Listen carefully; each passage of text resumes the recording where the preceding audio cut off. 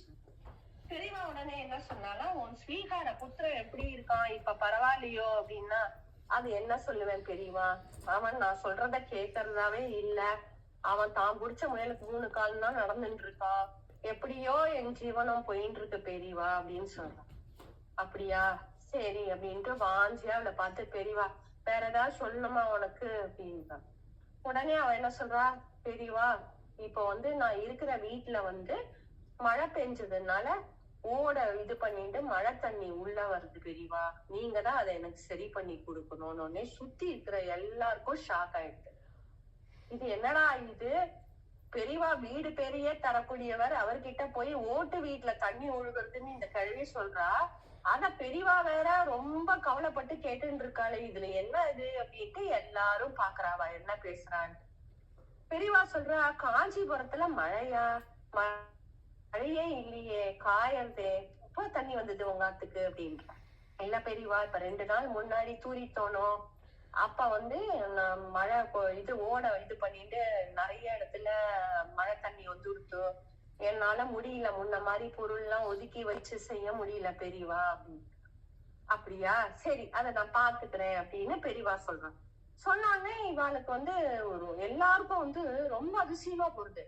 பெரியவாள்கிட்ட வரவா என்ன கேட்பா அப்படின்னா, பெரியவாள்கிட்ட ஞானத்தை கேட்பா, முடியலையா ஆரோக்கியத்தை கேட்பா, அதுக்கு அடுத்த ஸ்டெப் இல்ல, சில பேர் பணத்தை கேட்பா, சில அப்படிதான் ஒரு இது இருக்குமே தவிர, பெரியவா வீடை பிக்ஸ் பண்ணி கொடுங்கன்னு சொல்றதுக்கு பெரியவா என்ன ஹேண்டி வேண்டாம் அப்படின்ற மாதிரி எல்லாருக்கும் ஒரு இதுவா இருந்தது.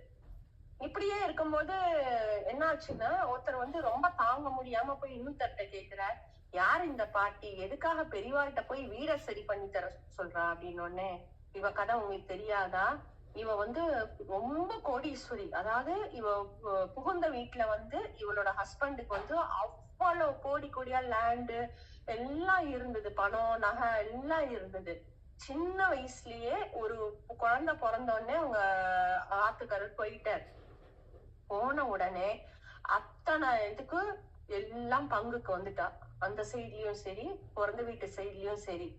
இதுக்கு மேல தாங்காதுன்னு அவன் என்ன பண்ணான்னா, பெரியவாளை சாட்சியா வச்சிருந்து தன்னோட மொத்த சொத்தும் காமாட்சிக்கே சொந்தம்னு சொல்லி எழுதி கொடுத்துட்டா அப்படின்னு.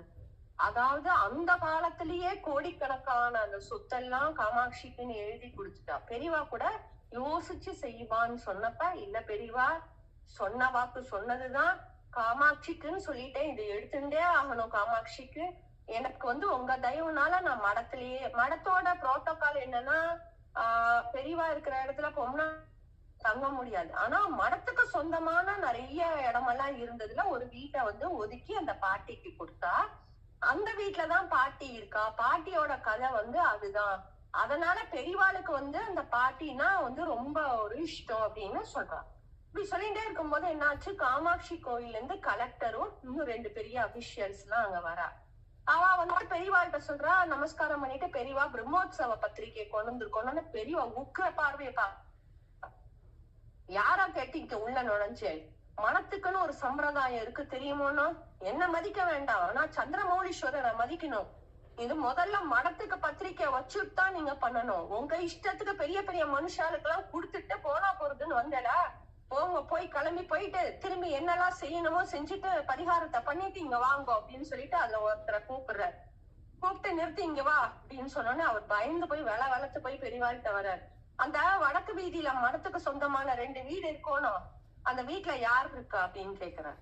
அதுல அவர் 2 பேரையும் சொன்னோடனே அதுல ஒருத்தனுக்கு அவர் தான் போய் சேர்ந்துட்டாரோன்னு, அவ பசங்க எல்லாம் நல்லா செட்டில் ஆயிட்டால, அந்த வீட்டுல அவளை காலி பண்ண சொல்லிட்டு இந்த பாட்டிய கொண்டு போய் அங்க இது பண்ணு அப்படின்னு சொல்றாரு. அவரும் சரி பெரியவா நீங்க சொன்ன மாதிரியே ஆகட்டும், பாட்டியும் நமஸ்காரம் பண்ணிட்டு போறார் பெரியவாள்கிட்ட. பெரியவா சொல்றா, நீ ஜாக்கிரதையா போய் நீ அந்த வீட்டுல இது பண்ணிக்கோ, அந்த வீடு கொஞ்சம் நல்லாவே இருக்கும் உனக்கு அப்படின்னு சொல்றான்.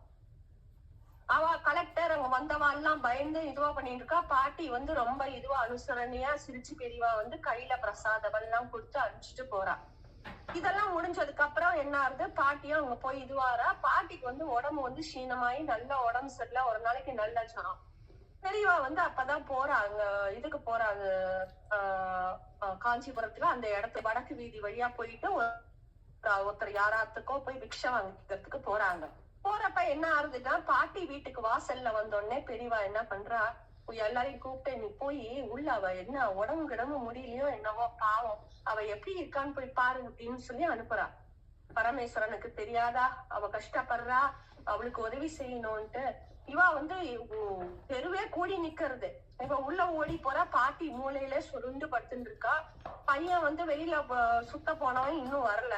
இவ உடனே பாட்டிட்ட போய் சொல்றா, இந்த மாதிரி பெரியவா வந்து உங்களுக்காக வாசல்ல வெயிட் பண்ணிட்டு இருக்கா, உங்களுக்கு உடம்பு சரியில்லைன்னு சொன்னாலே உங்களுக்கு ஏதாவது கஷ்டமா இருக்கா, உடம்பு உபாதை ஏதாவது இருக்கா அப்படின்னு கேக்குறா. கேட்டோடனே வாரி சுருட்டின்னு எழுந்து வரா பாட்டி. அங்கிருந்து எழுந்து வந்து, பரமேஸ்வரா நீ வந்து சாக்ஷாத் பரமேஸ்வரன், அப்படிப்பட்ட நீ வந்து இந்த ஏழை கிழவிய தேடின்னு வந்தியா அப்படின்னு ஓடி வந்து அவர் காலை புடிச்சு கதறி அழறா பாட்டி. அந்த பெரியவாரோட தரிசனம் கிடைச்சதுலயே அந்த பாட்டி எல்லாம் சரியா போயிடுது. அதுக்கப்புறம் தான் அங்க இருக்கிற எல்லாருக்கும் புரியுது, மகா பெரிவாளுக்கு வந்து பொசிஷனோ இல்ல இவா இப்படி இவா வசதி இவா தாழ்த்திங்கிறது கிடையாது. யாரு ஒருத்தர் உண்மையான பக்தியோடையும் இதோடையும் இருக்காளோ அந்த பரமேஸ்வரன் அவ கூட எப்பவும் இருப்பாருங்கிறது வந்து நிதர்சனமான உண்மை. இது குமுதத்துல இருந்து வந்த ஒரு இது வந்து இப்பதான் ரீசெண்டா நான் படிச்சேன். இது உங்க கூட ஷேர் பண்ணிக்கிறதுல ரொம்ப சந்தோஷம். Ram Ram.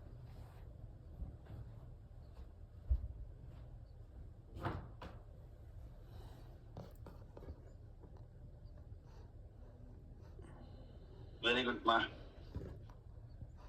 Very good. Naranya,